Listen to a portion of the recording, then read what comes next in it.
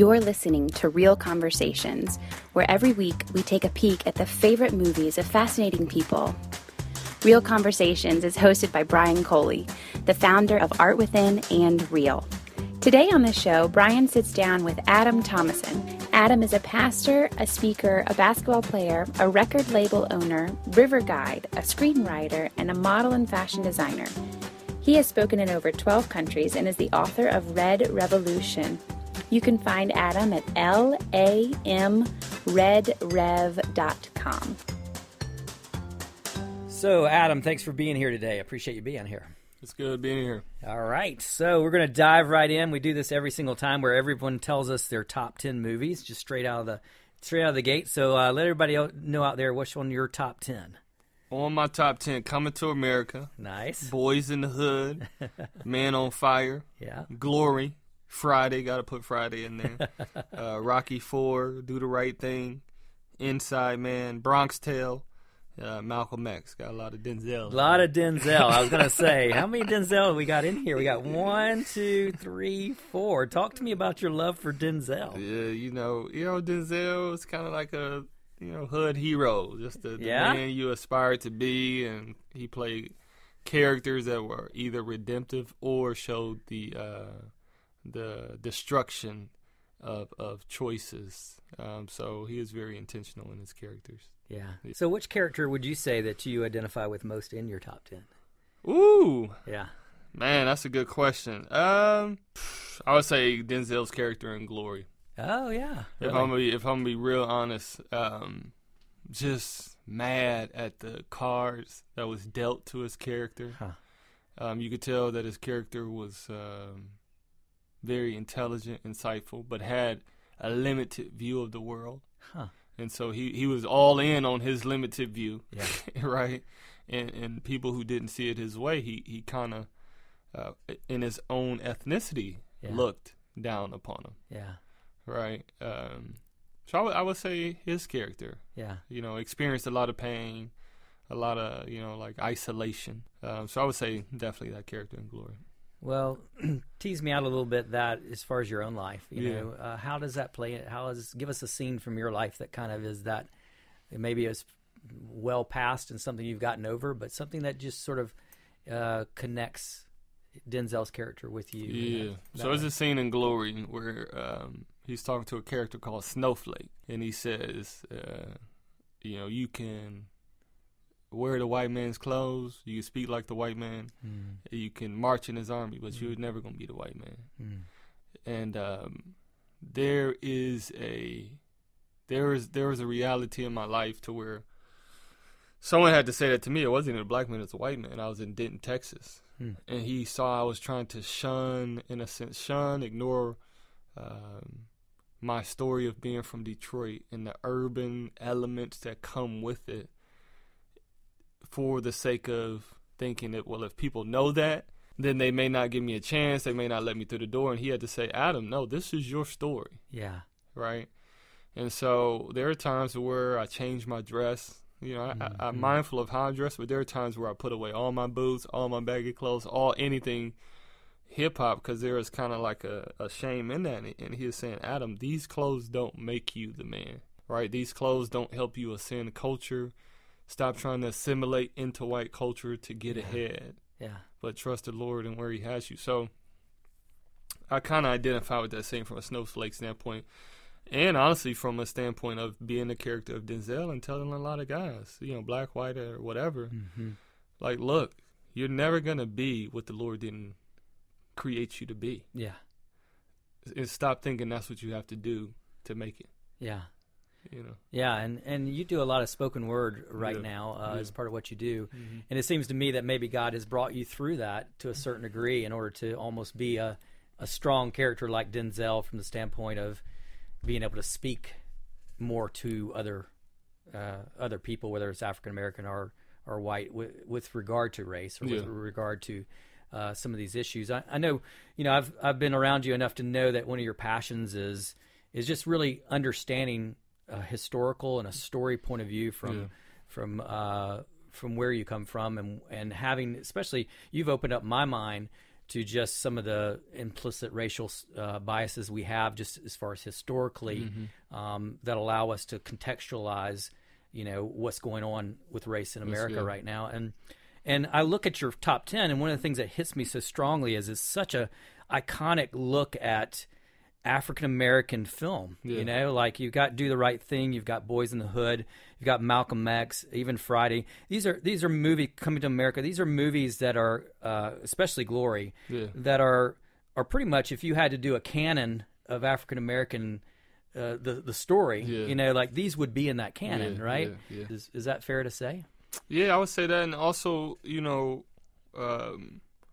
actual American experience. So let's just take two. When you take Rocky and Malcolm X, you would think those two don't have anything in common, but actually, the Rocky undertone was what? The United States, USSR. Yeah, exactly. Yeah. And what was the real story? Yeah. Because the USSR was telling this story about America. America was telling this story, right?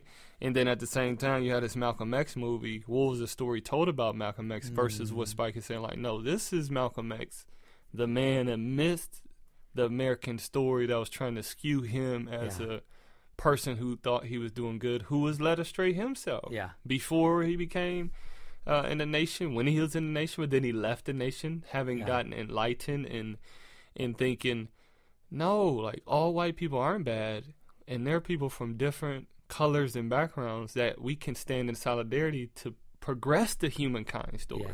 So we see those things that even Malcolm X recognized that. Then you got the famous scene at the end when Sylvester Stallone ends. It wasn't, hey, America can change. He was talking about solidarity. If I can change, everybody can change, right?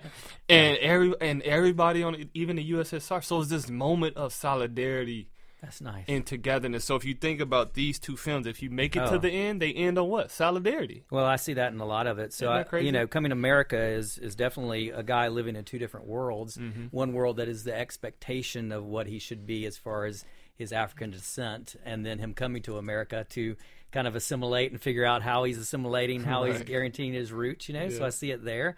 And obviously Glory is a wonderful kind of picture that's not been presented. It's not the full canon of the story. Like I really see you kind of trying to round out history by having that story being represented, as well as I think the solidarity that you were talking about is definitely in Matthew Broderick's character, kind of going from this person who doesn't even understand, who's having to lead this troop to ultimately becoming soulmates with them.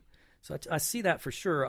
The thing that hit me strongest about your top 10 was, and this is going to surprise you, but you've got the Bronx, you've got Queens, and you've got Brooklyn represented in your films. So and New York in general with Coming to America. So I see a definite New York presence, but then I went kind of bigger than that because it seems like to me there's this element of neighborhoods or this element of communities that are very important in your films. Like I really see this concept. Obviously, Boys in the Hood is such a way to say that, but it seems like that there's this kind of reverence to the hood, and I'm not speaking that like the hood. I'm speaking of the neighborhood. So tell me about that. Where does that come from in you? And is that in you that there's this kind of desire to see, portrayals of neighborhoods and what that looks like in communities and diversity in communities? If you think of Do the Right Thing, is that in you? And how does that play out in your life? Yeah, that's a good question. So I would say definitely the neighborhood is a treasure in myself, very valuable. And I think people flourish when they embrace a neighborhood for success or flourishing mentality. Because growing up, we didn't have anything but each other as people. And so when you look at the neighborhood, that's some of the the most rich times of celebration, barbecue, fun. You see people coming in and out of each other's homes, the village to raise a child, like that mentality. In tension with the American dream of I can do this on my own. And then you see that seep in the churches. So it's funny, I always tell people, if you want to see a drastic dichotomy of traditional white churches and traditional black churches, it's actually not a race. It's that idea of community. Wow, that's strong. Like, black churches don't have to talk about community groups. Yeah. Because their whole life is a community group. Yeah. Right? Versus white church, that has to be talked about. You got to get a pastor for it. You got to schedule it. You see what I'm saying? No doubt. But if you go to black church, they're like, what? What are you talking about? Like, we see each other all the time. And community groups. Yeah. Didn't we just do that? Yeah. Wow. That is like, I just got a light bulb. That was huge for me. Yeah. So, you know, and unfortunately, I'm just a pasty white guy who is learning all this. But I can see, like, the thing that's illuminating my head right now is just the fact that you're right. The African American experience, I would say, that's different from a white experience, or at least my white experience. I can't speak for everyone. Is just probably more of that sense of it takes a village. And I think that in other words, what's interesting to me is whether your films just express kind of that is what it means to be black, or is that something that's a value inside of you that comes out in your films, you know? So it might just be, you know, like, well, why wouldn't it be this? Because this is my experience where from my eyes, I'm going, wow, there's such a strong sense of community in your films and such a strong sense of, you know, fighting for the community and a little bit, I would say Boys in the Hood would be a great example of this, of someone trying to kind of better their life, to create a new life out of that community. Yep. Tell me about growing up in Detroit and how has that been, like when you look back at Detroit and you can kind of paint the picture for us of what your childhood was like. Was it more like Boys in the Hood, or was it, and were you trying to create a new life? Like what did it look like, and how do you look back at that? Yeah, so we have pockets. Boys, I call it Boys in the Hood-esque. Like our one of our good friends, he always says, we weren't flooded with bullets, but we were always one gunshot away from the grave, right? And so I grew up, I would say I was fortunate to grow up at a time to where violence was more fist and fighting. You lived to see another day than it was bullets. So our environment was most on fighting and that attention. So I did fight a lot growing up. And my mom, when it was time for me to go to college, I was going to stay at home and go to a place locally. Literally, it was 5 blocks away from where I lived. And I was going to walk to school. And she said, no, you need to leave, grow up, and become a man. Those were her words. And so to answer your question directly, definitely it was that mentality of success equal leaving and maturing away from this environment and not becoming a statistic. But I wish they would have emphasized also returning to help redeem or reform their environment is that last piece of success as well. And so a lot of people, success is leaving and never coming back. And then you have other people like the younger versions of yourself who look up and say, when I get out, then I'm successful. Well, if everybody leaves and never comes back, it'll be this continuous cycle of deterioration. Right. Tell me about, I see a lot of characters on your list that are, I would call them perceived criminals. You know, like they're not really, like maybe they've done some bad stuff. But even if we go to Inside Man with the Clive Owens character, right? Love it. Like you perceive him throughout the whole movie as a bank robber, right? And yet there's something else going on. Denzel is actually kind of a perceived criminal too, right? He's got this past, and yet you know in your heart there's something really good about him. You know, I just, even Malcolm X, you know, the way the movie's framed is this perception of a guy who's coming out of jail, or, you know, who ultimately, you know, has this kind of criminal past, let's say, and yet, you know, look at the icon that he was. So I wonder, how does that hit you as far as just this concept of these characters who are kind of perceived as, you know, bad guys, or not bad guys, but just criminals, and yet they end up being the ones who have the heart that changes things? So I think that's a good question. I think it's a question of, some would say, hood ethics. The question of, what is indeed good. So growing up in Detroit, that was a hub for the Black Nation of Islam.